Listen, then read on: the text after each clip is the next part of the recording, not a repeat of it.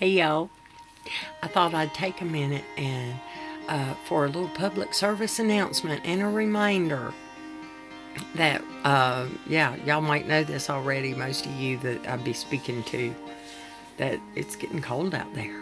Really is winter. I know everybody's been running around in t-shirts and 60 and 70 degree weather about everywhere. But it really is winter. So I wanted to remind you to get your candles in case the lights go out. Candles, lantern's a really good thing to have. I have a lantern. I think I showed y'all my lantern. I'll show you my lantern. And then there's a wood stove. It's a good backup heat source. It is my heat source, and I have loved it so much that I wanted to. A friend of mine asked me. He said, "I ain't never seen your wood stove working." Really? Well, I've taken video. Apparently, I've just never posted any, or maybe he didn't see the video. Whatever. Now you get to see it, and now you know what all that wood chopping's about. The importance of having a backup heat source.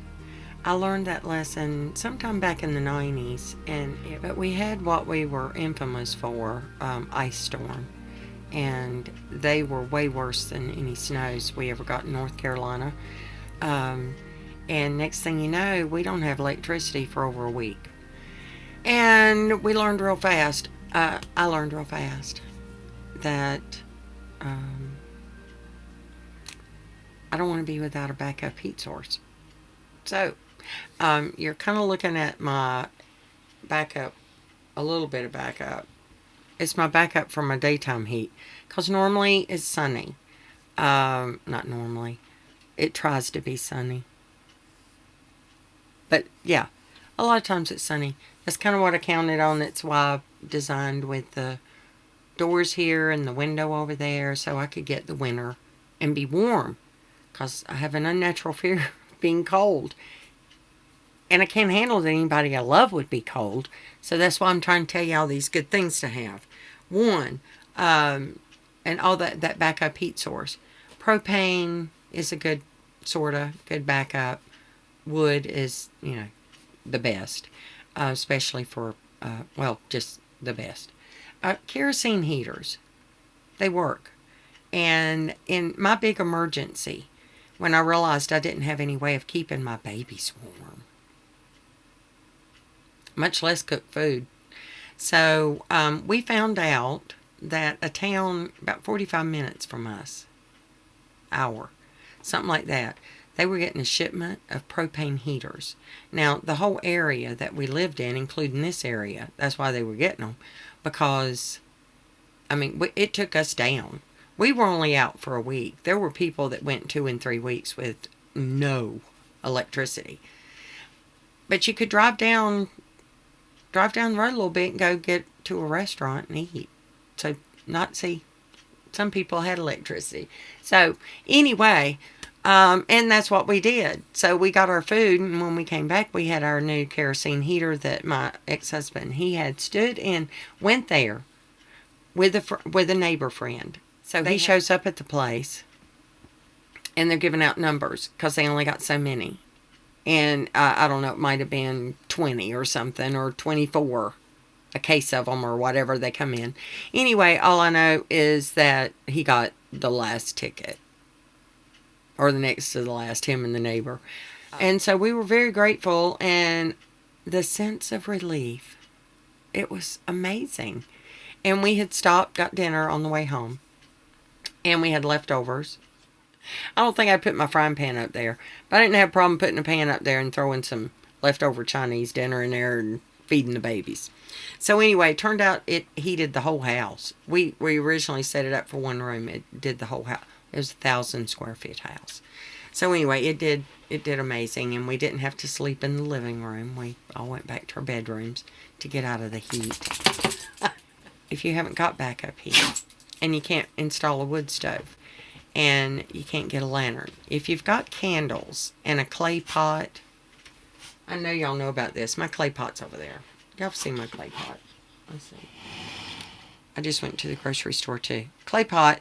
You've seen it down on, in it goes that way. You've seen it in the tiny, because I used it for heat.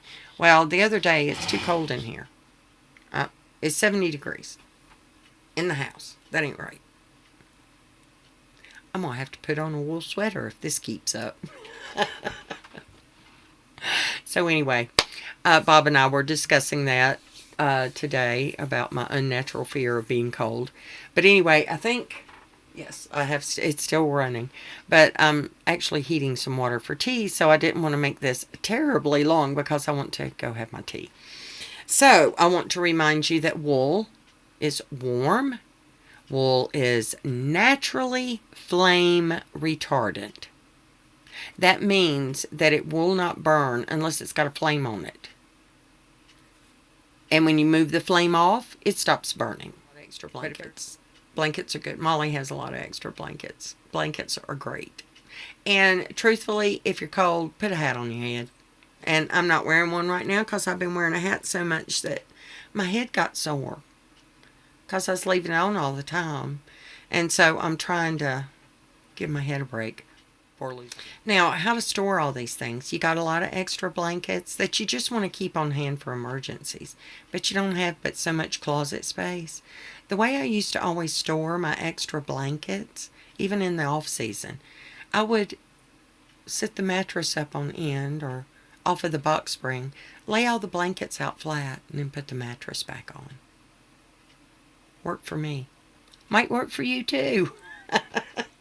And there's this really excellent place that you can store like wool sweaters and bulky items. And you know those pillow shams that you put on your bed in your bedroom? Well, you take that big fluffy, not really good for anything, pillow in there. Bunch of fiberfill. And you replace it with your wool sweaters. Or your whatever's bulky and in your way and you haven't got a real good place to store it. I learned this making Buddy's bed. Actually, I learned it a long time ago. Long time ago when I was a little girl. And I got the idea from what we used to call pajama bags. Hey, girlfriends, y'all remember those?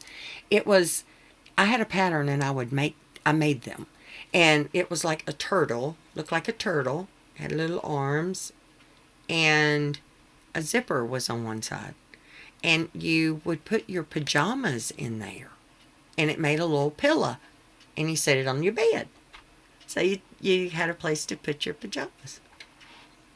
So that's where I got the idea. Now I'm just doing the big grown-up version. I make a pillow sham and stuff clothes in it, or wool sweaters, or that way you get a lot of fluff and something nice to sit on sometimes. So that's pretty much it, I think. I wrote notes. That's why I keep looking down, so that I could remember. And I was going to tell you about building that fire, and I have discovered something awesome. For those of you with a wood stove and you need a little fire starter, this is little kindling that I split, and it's soaking in alcohol, rubbing alcohol, 91%. Buy it at the Family Dollar. Yeah, that's the one, Family Dollar. And I just let them sit there, and then when I get ready to build my little fire, I put 2 of them in there.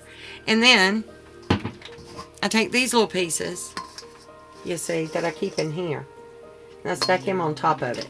Now, I'm also burning trash, just paper trash, you know, like a cardboard box that I put in pieces. So I'll add that in there, and then I get my little, you get to see them up close and personal. Look how baby little they are. You wouldn't think it would tear up my shoulder so bad. I think it's because I have to do it so many times. I'm like, Bob, you know, upper body strength, you hit it one time and it splits. I got to hit it sometimes 5 times. And then sometimes I got to hit it 3 times to get the axe out of it. The hatchet, not an axe. You got to be able to lift your tool in order to use it. So an axe ain't going to work for me. I need the little hatchet.